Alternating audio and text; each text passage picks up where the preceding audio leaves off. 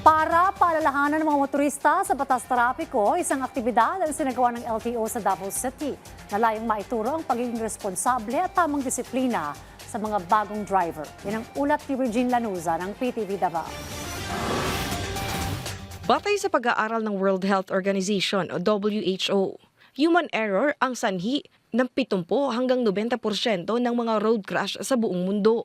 Kabilang sa mga karaniwang sanhi ang paggamit ng cellphone habang nagmamaneho o distracted driving, overspeeding, pagmamaneho sa ilalim ng impluwensya ng alak o iligal na droga, reckless driving at hindi pagsunod sa mga traffic signal.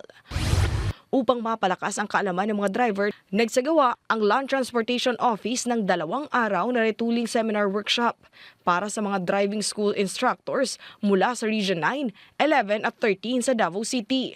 Layunin nito na paalalahanan ang mga kalahok sa mga batas trapiko, road safety, law enforcement protocols, mga special law ng LTO, technical impoundment at confiscation protocols at mga bagong pulisiya.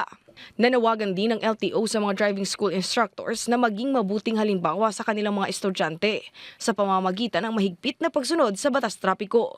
Ito'y matapos mag-trend ang insidenteng kinasangkutan ng ilang driving instructors dahil sa mga paglabag sa batas trapiko.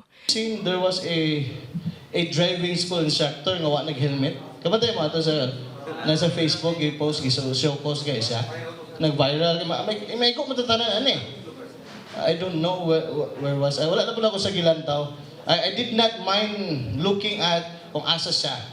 But I'm looking in a general perspective nga once ang nag-istorya, hindi niya buhaton, it will affect all of us.